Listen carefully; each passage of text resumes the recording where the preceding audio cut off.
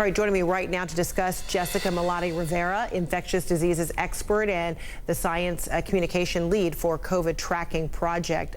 So good to see you, Jessica. So, federal officials, had pledged to administer 20 million doses before the year's end, but the latest CDC data, showing that less than 3 million Americans have been vaccinated so far. How concerned are you?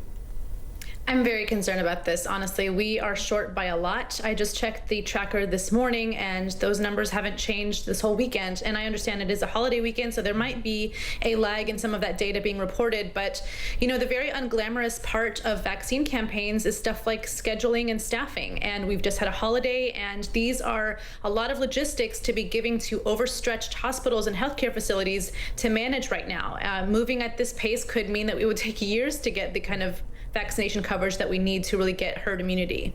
Wow. So when we hear U.S. officials who say, the United States will not follow the UK's decision to, delay that second dose of the coronavirus vaccine in order to dispense, first doses to as many as possible, are you encouraged by that, or do you think the UK is onto something?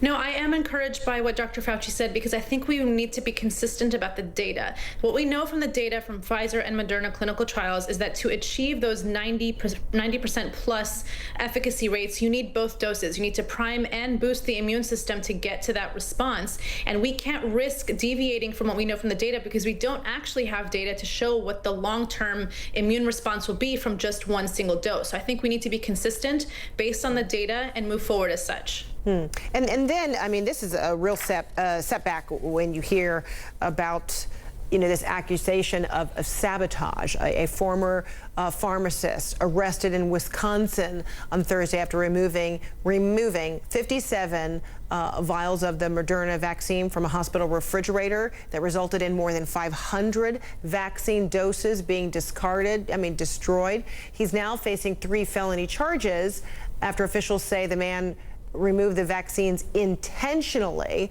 The hope is this is an anomaly. No one else is going to do something like this. But to hear that this would happen is an amazing setback and very discouraging. How do you digest this? Yeah, it's deeply, deeply disturbing to see that. I do hope that it is an anomaly, but unfortunately we are seeing reports from a number of states where healthcare facility workers are refusing to take the vaccine. And that is an indication that vaccine hesitancy is a pervasive problem in many communities. It is not a monolithic group. Is that really influential in your view? When you've got medical people who say, I'm not going to take it, what message does that convey to the masses? Oh, it's very, very influential, because we're talking about, teaching people to follow the science and follow science leaders and people who have positions of power. And in this position, a pharmacist should know about the clinical data.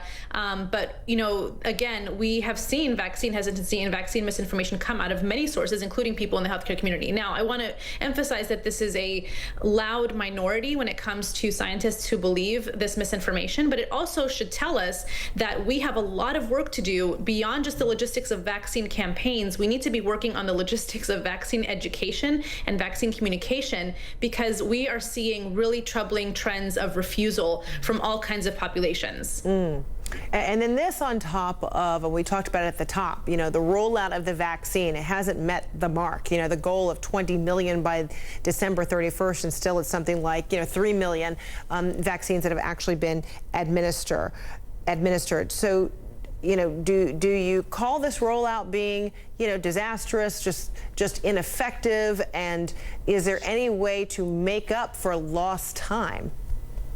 It is a setback and it is disappointing. I really think that, states were kind of left to fend for themselves in some ways. As we mentioned earlier, with the way Florida is handling their distribution, it's kind of patchwork. Each state's kind of doing their own thing, creating their own prioritization groups, and not every state is the same when it comes to infrastructure and the ability to manage all these logistics.